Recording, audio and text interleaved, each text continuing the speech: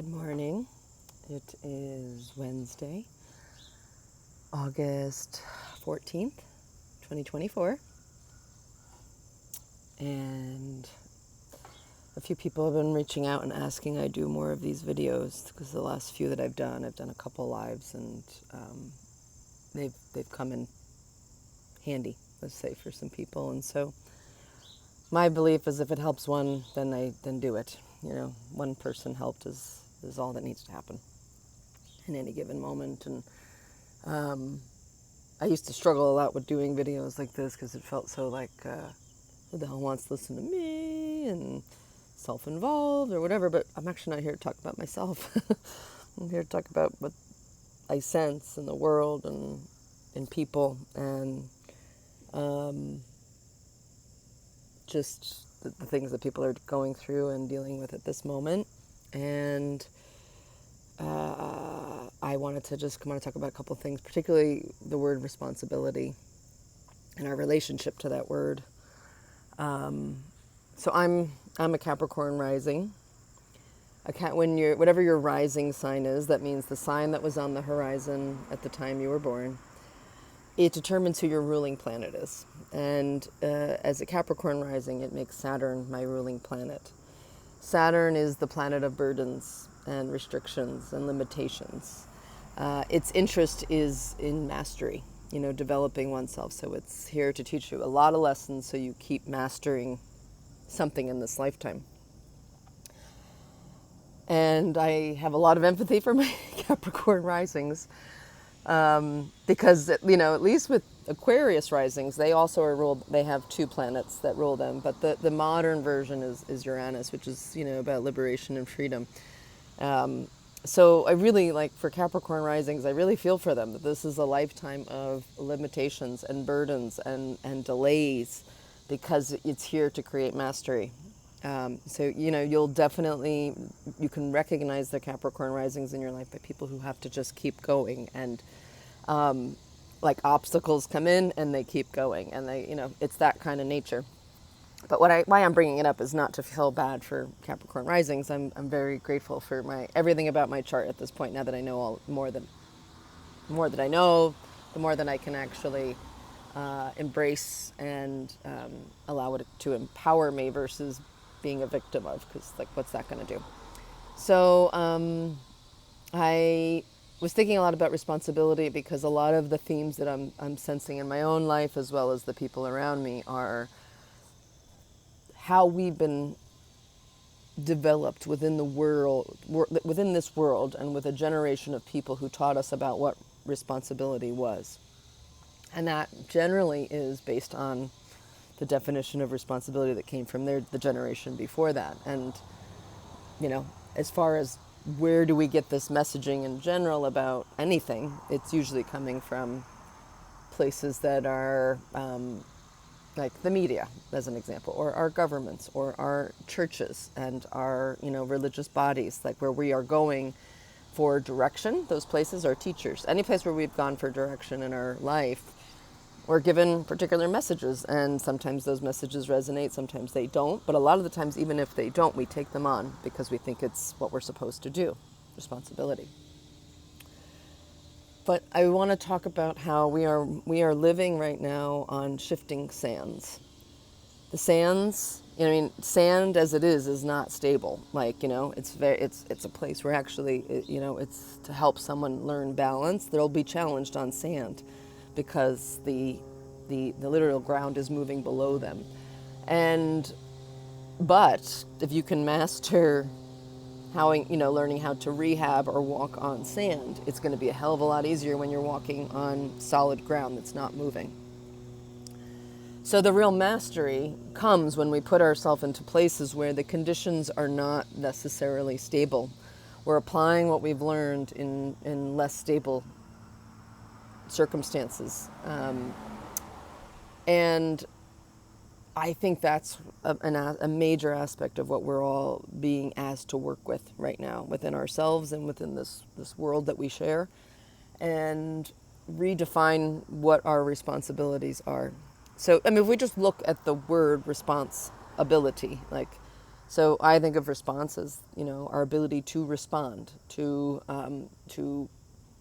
respond to something like if something happens to us, something comes to us, the environmental factors around us. How are we experiencing that, and then having something come from us in response to that? And then the ability part is just our ability to respond to the things that are coming to us. There is no right or wrong, outside of what you believe for yourself to be right or wrong. So, for instance, like let's just take like most religious bodies, they sort of have a set of, let's call it laws, commandments, means of moral adherence. Here's the way you can adhere to things that will allow you to be moral and contributory, or a quote unquote good human, or someone who's going to go to heaven versus hell, or whatever these messages we've been taught. And then we've also been taught by the way that we watch other people respond. So we watch how other people respond, and we either decide to go that direction, or we literally go, I will never respond that way, I will go this direction because I saw how that resulted. There's all kinds of ways we have learned to respond in this world. But when we are on shifting sands, we have to respond differently, because we don't have stable ground below us. We have to be aware of our own, where we are taking up space, and making sure that where we are taking up space, and that is really within this vehicle, this body that we are in, that is stable. This needs to be stable first before we go out into unstable conditions and start responding to it. I mean, that's not true. You can not be stable and go out there, but it's pretty predictable that it just, the chaotic nature of that gets more and more chaotic, because there's nothing grounding anything. It's just frenetic. So many of us are being faced with like these situations or dynamics. Some of us are getting returned even to like circumstances that are from our wounded youth. And we are being faced with the responsibility to respond to those things one way or another. And I want to just come on here and give people a different perspective potentially than what those churches or what those parents or, I don't know, whoever has been teaching us in these grand ways, the media would have told you, you're a good person if you respond this way, and you're a bad person if you respond that way. There's a higher order. There is a universal order. There's universal law that if we are ignoring, we're ignoring. But when we're in a time where this planet is awakening, which means it's not the planet itself, the physical, it's us, those that are inhabiting here. There's a level of consciousness coming in that has not been here before. It's no different than, you can think of it like, I think of like the pre-World War II generations, to talk about things like chakras and energy centers and consciousness and like that's almost like a foreign language, but it's very much an integrated language now in this world. We talk about this all the time, these words and this idea. So the idea that I'm trying to get at is that we're at a point where we are, and I've used this analogy so many times in the past, and I'm going to use it again. I always think about like what it would have been like to have lived during the time when we were told that the world was not flat. And that piece of information would have like cataclysmically like destroyed our understanding of how the world works. And actually could be very fear-provoking. Like, well, then how do we stay on a planet that's round? Like, how does that even work? If we don't have the understanding, it's very anxiety-provoking. But there's at some level you have to start having trust or faith in something and responding with that trust and faith. And hope that you're going to be okay, that you're not going to fall off the earth at some point. Because so far you haven't. So whatever people are saying is the case. What you do have is the evidence that you've not fallen off the earth. And you may not understand how you've not fallen off the earth, but you know that you haven't fallen off the earth. So whatever someone's telling you doesn't matter. The facts are you are intact, you are on the earth, and you've survived, you are surviving this experience. But suddenly all of the factors and aspects of this living experience are put up into question. Well, how does gravity work? I don't understand that. How is this chair not falling off? How am I not falling off? How does the ocean remain?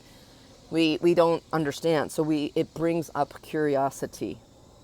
And then curiosity leads to more questioning. More questioning leads to discovery and invention and integration, really. Like we integrate into a new societal understanding, a new collective understanding, when so many of us have then questioned enough and let's call it done enough experiments. Well, I did this and this and this, and this is what I was able to do with that, So like you could take gardening and farming.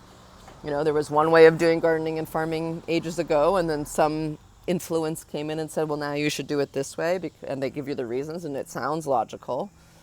But then we start seeing the results of that, and it's making people sick, and it's like, oh, we've got to return to the way that we inherently learned how to do this without being told how to do it, because we're destroying ourselves by not trusting that what is coming through us is actually trying to inform us in how to respond, how to solve, how to be curious about a new possibility and then follow through with that.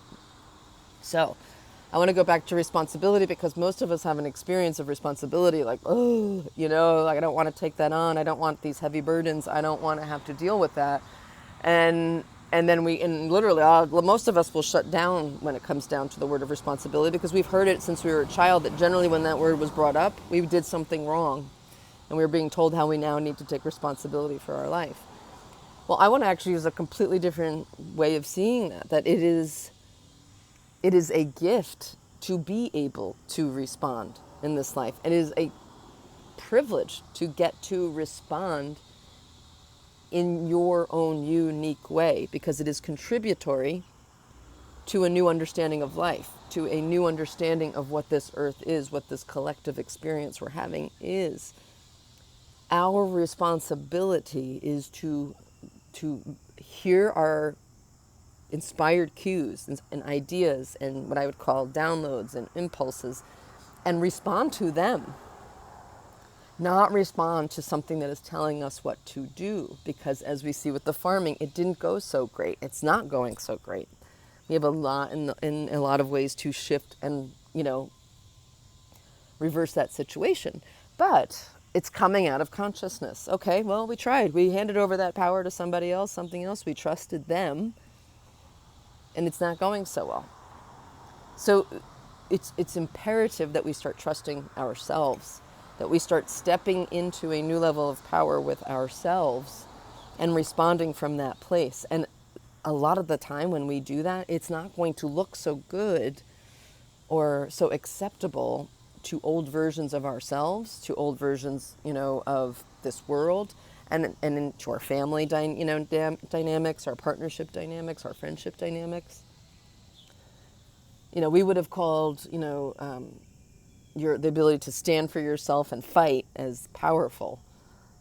I would absolutely disagree that sitting in silence and with yourself and in that stillness is the most powerful thing you can do, because it's not reactionary. It's standing in a sense of, I will be okay as long as I am with self, as long as I am with myself, as long as I am contained in something, this vehicle that's stable. When I allow myself to get stable with myself, it is my best chances of responding to something I don't understand, or I don't know what to do, or a crisis, and there's crisis everywhere right now. It is trying to pull this up and out of us right now. This intelligence that we have within us. Intellect is a very shadow. It's a shadow. Like, in one of the technologies I work with clients, it's gene keys. And at the shadow level, meaning the lowest level, meaning at the place where we can't see, we use intellect. Intellect is when we talk about it all the time, intellectuals, academics, people who go get their information from other places and other people and other sources and don't actually use the intelligence within them. They may use some of the intelligence to decipher what they're reading, in which case, yes, they are, but we have traditionally valued intellect, which is very shadowy.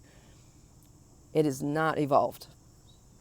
It is feed me the information and I will respond according to that. Intelligence is something within us that we all have. Nobody is without intelligence. We came in, the most our intelligence was at its most pure when we were born. And as we've lived and been conditioned by these influences that are like, no, I wouldn't trust yourself so much. I would trust what we've learned over here and go with that. And they've had us turn our back on our own intelligence because because we've been marketed to that this is greater. To have a college education means you are a higher caliber of a person. To have millions of dollars in a 401k is, the way to have security. To have a house makes you, more sound, a more responsible human. These are all constructs.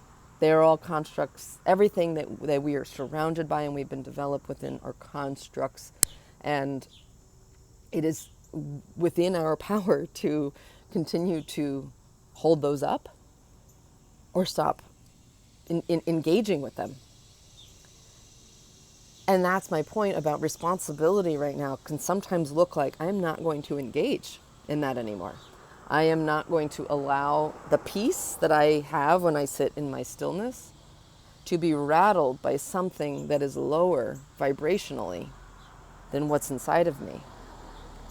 We are learning that the rules that we've been taught they're not real. Like they're not actually how life works. It's how this society is working, but that's not actually how life works. And you can look to animals to see how, they work within, and even there's, I'm sure, a lot of what I would call conditioning, no differently. It's the same experience. Mother, father, teach, da-da-da-da-da. But the difference that I find in the animal kingdom is the parents kick you out and you're gone and you now have your own life to live and you have your own life to take responsibility for because they can no longer do it. And in this, we put all of this baggage on ourselves that as humans, we have this responsibility to take care of our quote unquote children because they're not our children. People say, my daughter, my son, they're not yours. You brought them into this world. You were a vehicle to bring them into it, but they are not yours. And I really want people to start being mindful of that claim,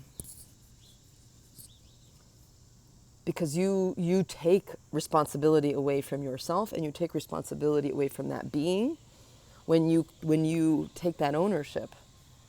When I'm a Taurus, sun and moon, I'm all about being possessive. Trust me, it's a hard thing for me to let go of at times, is my possessive nature.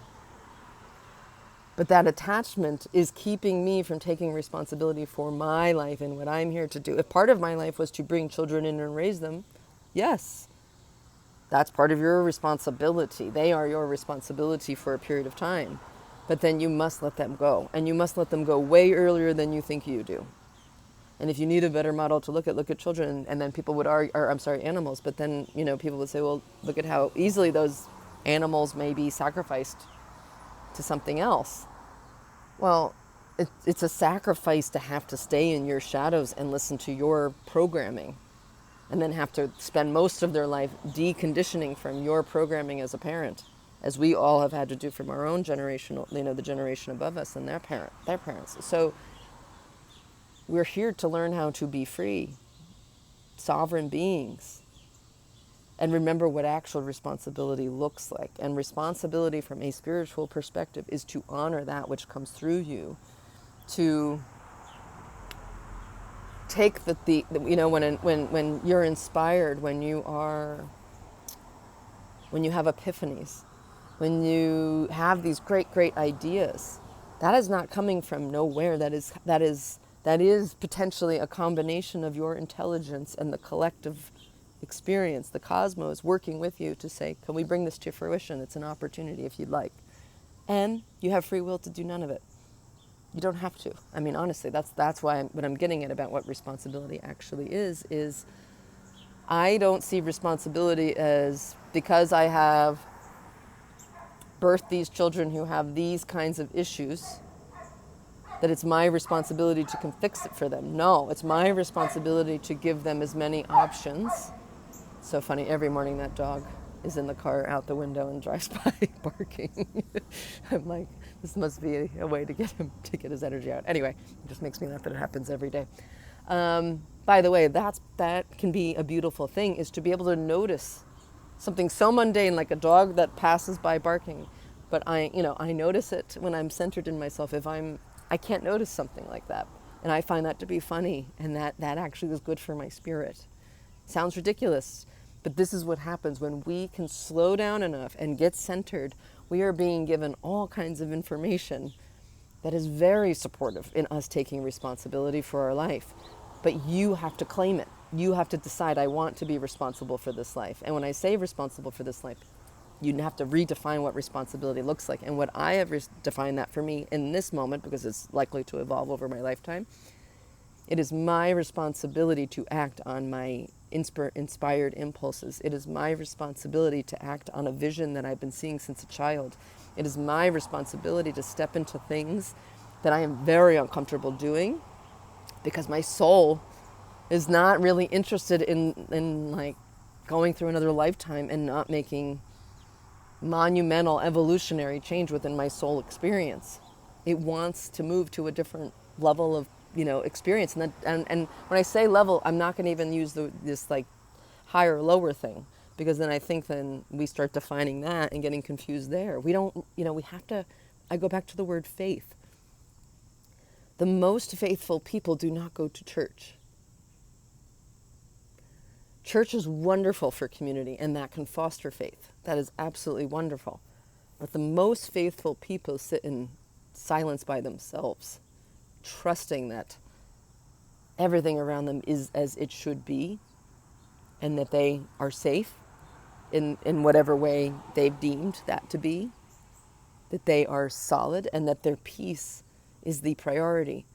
Because for me, when I am triggered, when I am reactive, when I am having a trauma response, when I am in survival mode, there are no great decisions coming from that. There is no great way that I am taking the bloodline of conditioning and shifting it up a notch. I am just perpetuating it over and over and over again.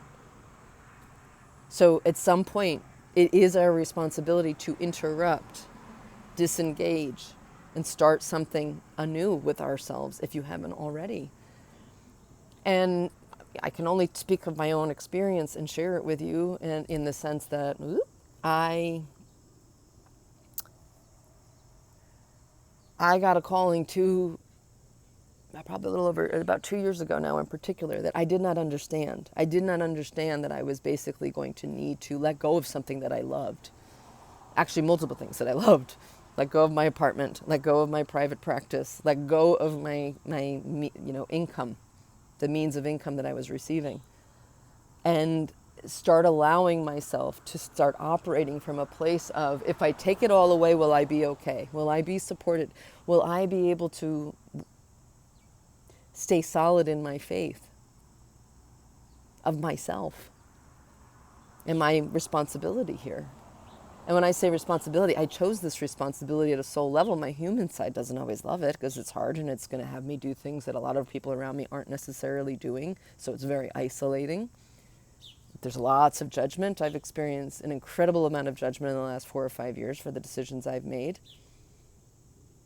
I've had fractures in relationships that I never thought there would be fractures in those relationships.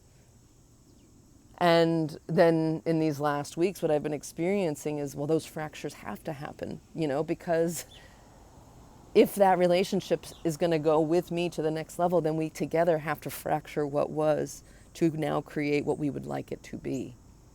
And I see that as the great responsibility. But I do have to experience loss, not just loss of what that relationship was, that friendship was, that, familial relationship was, and trust that there's a new expression of it coming. But the only way it's possible is for me to make sure I am stepping into my power. I am stepping into my responsibility. The soul set out for me. This is why I was guided. I didn't even know I was going to do a program like orientation. Like none of this, I didn't know I was going to be doing astrology.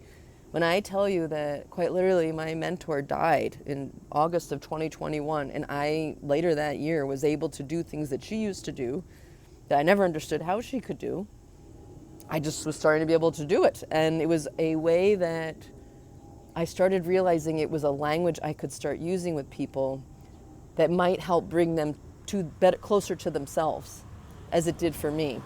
I had that relationship with this person, my mentor, for almost 20 years, because she was the only one speaking a language that I could kind of that made sense to me, because of the things that I felt I was being asked to do in this life that I didn't see anyone around me doing, at least not many.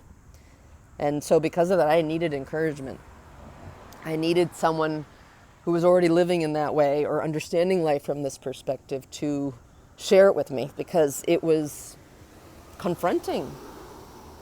I care and feel so deeply. So to start doing things that I was otherwise told, that's bad or this is good or whatever, is very difficult. And to make the decisions I've had to make repeatedly over, especially the last 4 or 5 years, I mean, there's been nothing but change going on in my life. My office situation, I started my private practice, and almost from the time that I started my private practice, there was mega change going on in my personal life and in the collective field. And I remember the very first months of my practice, the thing I was telling my patients were, this earth is on toothpicks and it's about to get kicked out. And I thought it was a world war. It was this, pandemic. And we're changed as a result of it. But I'm going to ask you, where are you anchoring in around that change? Are you anchoring your trust and faith into governmental bodies that are of 200 and some odd years ago, that were created in that sense? Or are you going to allow yourself to depart that and start stepping into something where we can co-create something at a higher vibration that honors our humanity and our role within this collective experience that involves not just us, and involves other means of beings, other beings like animals and plant life and this earth that we rely on to eat.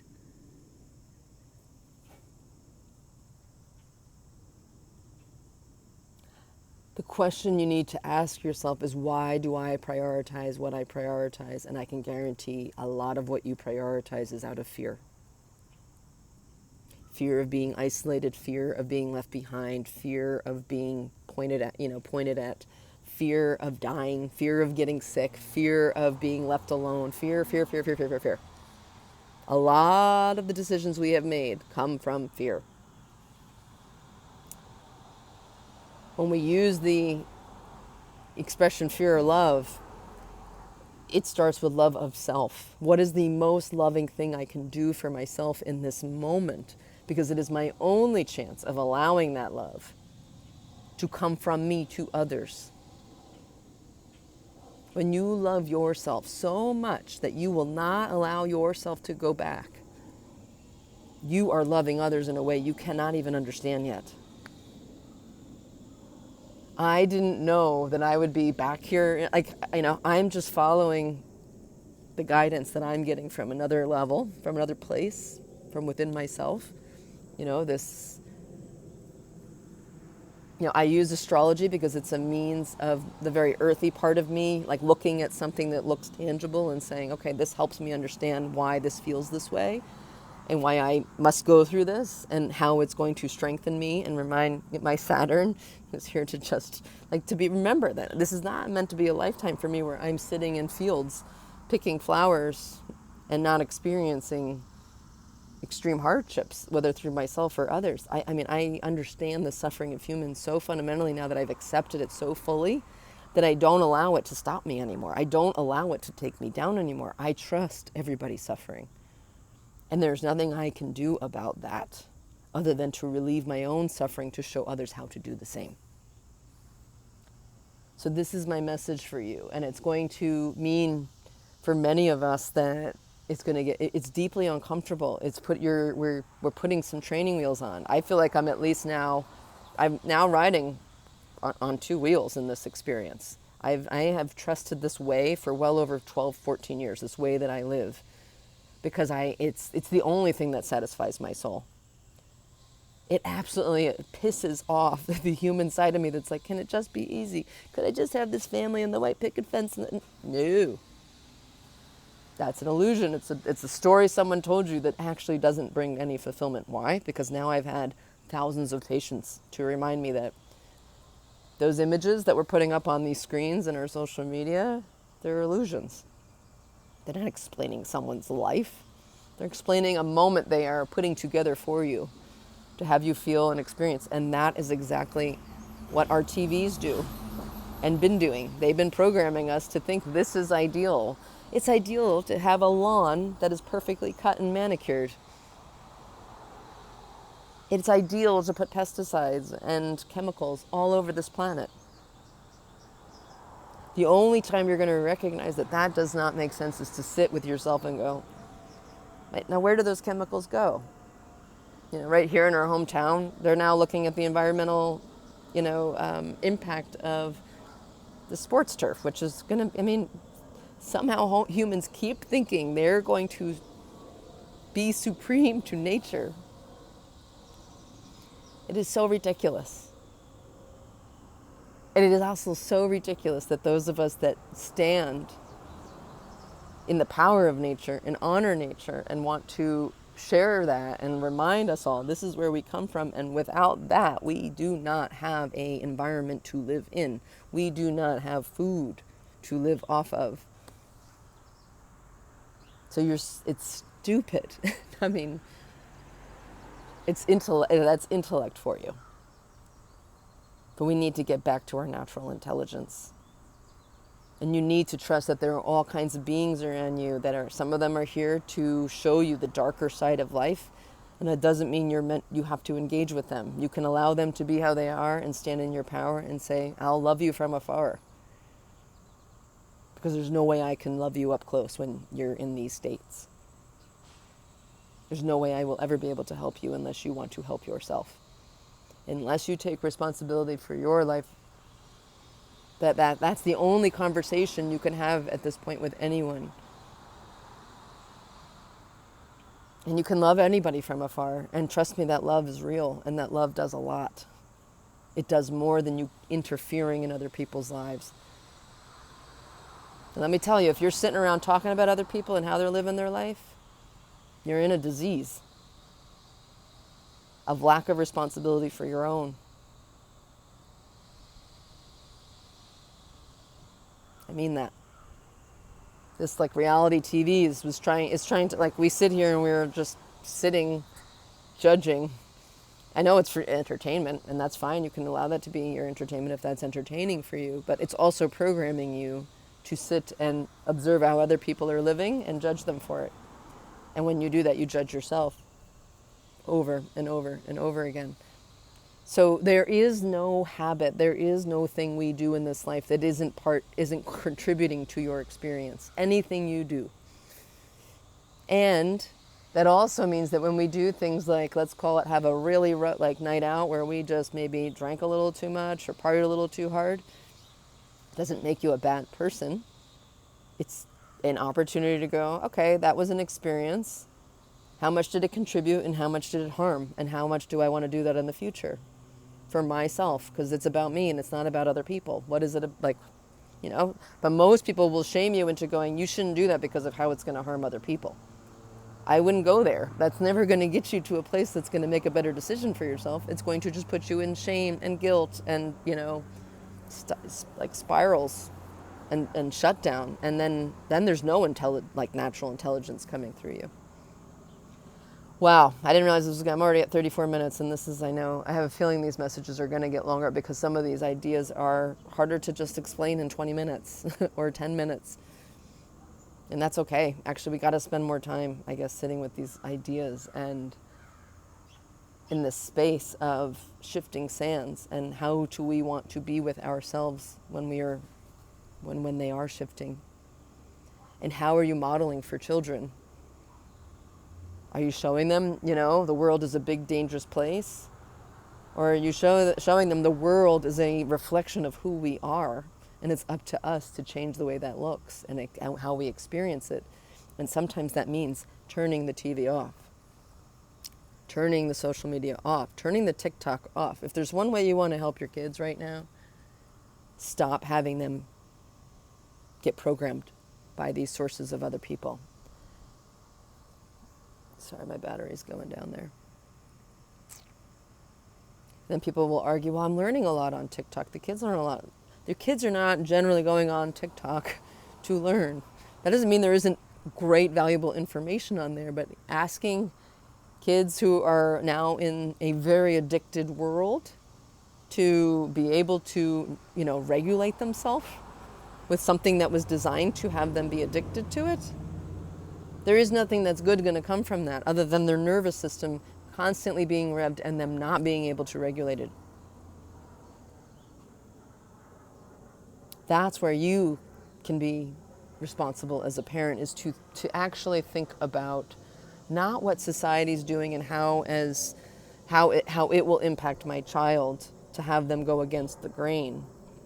The thing you should be asking yourself is, what damage is getting caused by surrendering to something that is like unsurmountably unhealthy and taking your children from themselves. And that doesn't mean go to church more often, because guess what? There's programming going on there too. So you will need to learn to be very, very discerning in what you are consuming. What food are you putting in your mouth? Are there chemicals in that food? If there are chemicals in your food, you're eating chemicals. Period, the end. It's that simple, but your world has made you think that, well, I know, but these things with chemicals are supposed to make me look thin, and these things are going to, this botulism that would kill my gut when I put it in my face is not going to hurt me. We gotta, come on. You're being programmed that there's something that seeing the aging process is something wrong on a screen. That's what you're teaching your kids. And I'm not saying that you shouldn't go do things that make you feel better. If it makes you feel better, then do it. But we also need to remind ourselves what we are doing at the most basic levels when we're injecting and putting things into our bodies, and the repercussions of that. This is an ecosystem, and it gets disrupted easily. It's your job to keep it balanced so that you can continue to make conscious, centered choices from an intelligence that is beyond this world and beyond this society. That's what these generations are asking us to do, not to keep doing what we've been doing. So I'm just going to say it again. I'm here, the reason I'm, I created what I created. I called it orientation for a reason.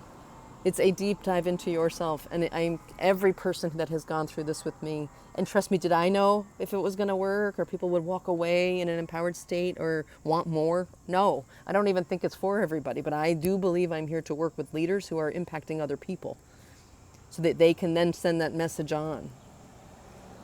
So I created orientation because we're looking at 3 different technologies as it relates to being human and our design and our missions, and helping people get realigned so they can keep it simple. Because if you don't keep it simple, you are going to get confused repeatedly by all these competing messages and what your neighbor is doing, and how they're going to come to your house and yell at you for doing this or that, or you got to get centered in yourself.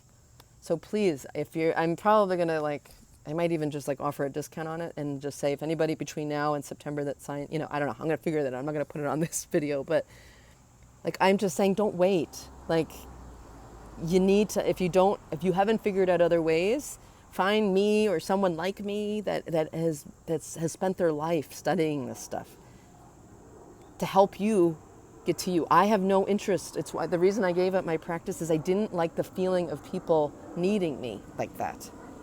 That's not how I operate. How I operate is here's some tools.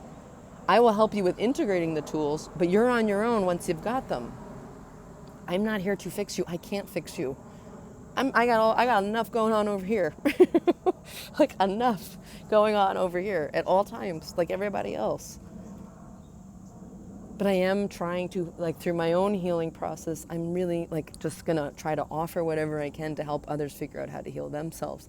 I call myself a healer because it's the only word that's gonna make sense to anyone else, but I'm not doing anything but providing space and just sharing tools. I'm a teacher first and foremost. I'm a guide. I'm here to guide.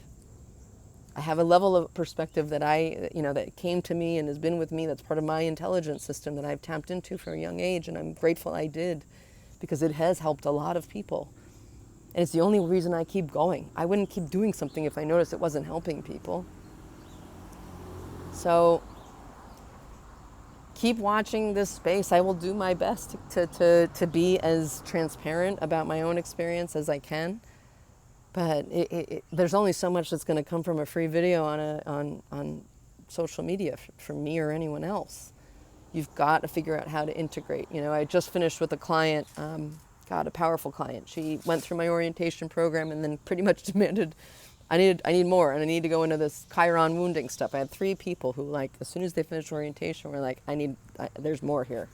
And like that, there is nothing like sweeter to these ears than someone hungry for their own healing, hungry for more that will help them understand themselves more and to be able to work and integrate within their life. Because all of them are impacting tons of children in one way or another, whether they're a practitioner or a coach or a mother or these 3 individuals in particular, these 3 women. Then we finished that, and she immediately was like, okay. And I've had many people ask me this, can I kind of do a similar thing for their kids, because they want to understand their kids, and that is definitely something I'm trying to develop. I'm trying to figure out the best way to offer that. But then, like, within a few weeks of having, us, or not even a couple weeks of us having had that conversation, she's like, I got to keep working on myself right now. Like, this is fresh still, and I have to learn how to integrate this, because this is 50 some odd years of conditioning. And she's in the middle of like tons of life changes that do impact her kids' lives. And if she isn't stable within this power of hers and this intelligence within herself, she's not going to be able to move in her life, in a powerful way for her. Like, it's more important to be the model for the kids and to just keep learning more about them, and then nobody integrating this information. It's just knowledge sitting on the brain, not getting it, what's the word? Actualized. So, okay, we're moving towards 45 minutes now. I really hope this helps someone. I would really appreciate, if this does help you, that you do let me know. And it's not for my ego. It's like, I just want to know, what are people needing right now? Because sometimes I've never felt like I could talk about this stuff at some level on here, because I know it can trigger people. I know and I believe in the placebo effect. So I'm trying to be mindful, but I'm also really mindful of, there are people, and particularly leaders on this planet right now, that are hungry they know there's another way and they don't know how to get to it. And if this that I speak of, or that comes through me, resonates with you, then let me know, and I'm going to continue to just keep trying to co-create opportunities, either to work together or to share this information in ways that's accessible. That's why I created the Cosmic Garden. Like, I'm trying to make astrology more accessible for people, so they have some form of a tool or system they can at least work with themselves, when the rest of the world is screaming, over here, over here, over here, and bomb, and election, and this corrupt leader and that corrupt leader. It's not where your attention should be focused. And the world is going to make you feel like that's the only place you should be focused. And I will tell you that is, it's the highest form of programming and conditioning that started like hundreds of years ago at this point. So back to responsibility. It's up to you to take responsibility for your life and what you want to do with it. And I can tell you that probably you've really got to redefine responsibility for yourself, if in any way that word feels heavy and burdensome. Instead, you want to look at what is the opportunity to take responsibility for my life. What is possible if I just respond to what's naturally coming to me, and that what naturally feels right or intuitively feels right, because it's our intuition and our connection to that which is higher than us. And I don't necessarily prescribe to like a God or, one man. Like I don't prescribe to that, because it's just, I think it's also again, I'm not going to get into that. That's a whole other topic for another day. But what I do know is that all of us, like for me, it's through synchronistic moments. That's how I know I'm in the right place at the right time. And as long as that's continuing to happen in my life, I keep moving forward. When I start feeling resistance, I sense there's a part of me that's starting to, tap into some, part of myself that's trying to rationalize or get practical. And this is not a time where that is going, like, we need to be practical about certain things, absolutely. But, like food, water, and air, like, hello. But when it comes to our own creative process and our own healing process, we've got to tap into something else, because there are no great models here. Trust me, those have been purposely squashed out over and over again. You just have to look at history. Look at the witches. Look at the Chinese Revolution. Look at the Holocaust. Look at any of these things that have happened to take away any powerful community, any powerful group of people that were sovereign in themselves, that they didn't need someone telling them what to do. They knew what to do because they learned to trust themselves and the relationship to that which is higher than them. For me, it's nature. Nature informs me. All right? The leaves are going to be beginning to do this, so that means I'm going to start moving in this direction with myself, and I just follow those rhythms. And when I do that, I feel a great honoring to myself and my natural body. Okay, I'm going to stop because I'll keep going. I love you. I love any of you that have gone this far into this video. I really love you. Thank you, because you give me my life by being receptive to this. And I really hope that this inspires you to just do the same in your own. That's it. That's my only really goal in this lifetime. May peace be within you. Protect it with all you've got. And take responsibility for the opportunity of this life that you're living at this time, in this moment, on this planet, right now. Peace.